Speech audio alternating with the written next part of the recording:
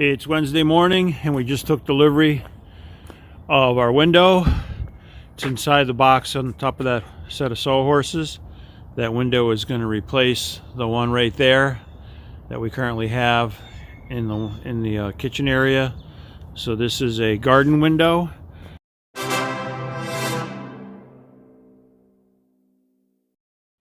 And we're going to take it inside a little bit later today. We'll take it out of the box and get it up the stairs here and put it on another set of sawhorses in the kitchen area to protect it from the rain and the elements for the next couple of days until we're able to get that installed. So a little bit later today we're going to get that unboxed, get that uncovered. We're going to bring it in here into the workspace and we're going to set it down on these horses so it's just out of the elements and safe and sound. And once we're ready for it, that window is going to get installed in place of the one that's in there currently.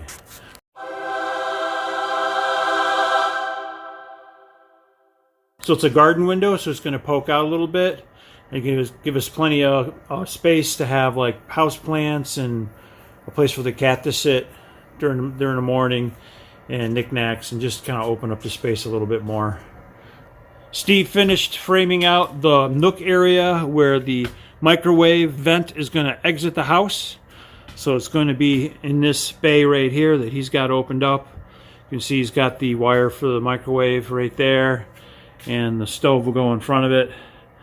And he started to do some of the insulating. So the insulating work is starting to happen. After that, the sheetrock comes in. Here's a spot here where Steve started to, kind of carve it out around the outlets, so goes from top to bottom. So we'll be getting some more insulation in here. I got to cut this pipe a little shorter and get the water supply lines up through here because our sink is going to be centered on this window space. There's a line right there for the center line. So we're going to put our water lines in coming up through the floor because this is an outside wall. And I got to cut this piece of pipe back a little bit so he can get his sheetrock in and I can reconnect it and extend it out as far as I need it once we have the sink in there. Over here today, what I'm going to do is I got to measure and cut a piece of plywood to cover up these areas up here where the pipe comes out, and kind of close that out and adjust the pitch for the pipe and get this first piece of pipe secured so it's not flopping around. Got to put some kind of hanger on this end that goes up to the joist, and then we'll extend the pipe outward towards the outside of the house. So I got to kind of clean this area up, get it covered and closed up, and that's going to be my task for today, and then I'll move on from there. Okay, the best way to set the pitch on this pipe is to first level it off. So I use some blue painter's tape to put this level on this pipe. As you can see, I can move it up, I can move it down. I don't know if you can capture this this little bubble in here. So what I will do is I'll lift it up till it's level. And I made a wooden plate over here. You see if I can aim the camera over there, you can see it. So I made a little wooden plate with a 6-inch hole with 4 screw holes in the corners. So what I'm going to do is I'm going to level off the pipe, and I'm going to secure this plate so the pipe stays level. Then I'll go onto the other end of the pipe over here, and I'll measure from the top of a known surface, which would be like this rafter. I'll measure like from here down to the pipe, and I'll figure this is a 4-inch pipe, so I have to drop it a 1/4 inch per foot. So it has to be 4 feet times 1/4 inch is 1 inch. So the dimension that I mark from here down to here has to be 1 inch lower in order to get a 1/4 inch drop pitch per foot. But first I have to establish the level position, and then I'll know how much I have to drop it. So let me get this done first. So I'm going to level off the pipe, which is right like that. So I'm just going to put a screw in here temporarily to hold this pipe steady. Okay, here's a correction. I just realized this pipe is a 5-footer, not a 4-footer. So that means if we're going to drop the pipe a 1/4 inch per foot, we need to drop this end of the pipe by 1.25 inches. So we already leveled off the pipe. You saw that previously. Now what I did was I had just a little corner bracket here that I screwed up onto this joist. Put my ruler up against that surface, and if you sight down the pipe, got to remember these serrations are a little bit smaller than the diameter of the pipe. So if you the true diameter is 15, but those swedges, those little corrugations, are in a little deeper by about 1/4 inch, so the pipes can plug together like male female. So the full diameter looks like it's 15 inches. So if I'm going to drop it down 1 1/4 inches, that means this pipe has to line up at the 16 1/4 mark. So what I'm going to do is loosen the boards down on the other end there, and drop this until I get this pipe to land right there. And then I know I have the proper pitch. Okay, so we're all set to do that. So now what I'm going to do on this end is I'm going to disconnect this wooden block from the wall so we can let this pipe sag down a little bit. Right now this is what's holding the pipe up. Alright, so now that's disconnected. Now I want this to come down.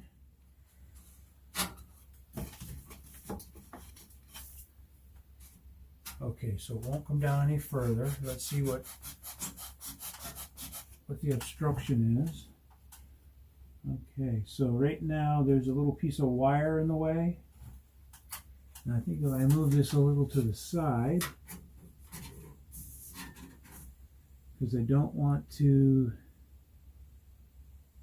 interfere with that wire too much. So I think I'm going to have to take a little bit of material off. So I slid this piece of wood back. Now if we look in here, you can see that we're resting right on a wire. That's not good. So what I need to do is cut some more material off of this right here so we can drop this a little bit more and provide a little more clearance for that wire, because we don't want to stress that out, and over the years that insulation on that plastic wire might get worn away, and we might have a short circuit in the house and start a fire. So I'm going to give this a pretty good cut out, maybe go 1/2 inch lower and cut this out so we can just get a little more clearance so we don't have that issue. So that's what I'm going to have to do next in order to make this connection correctly.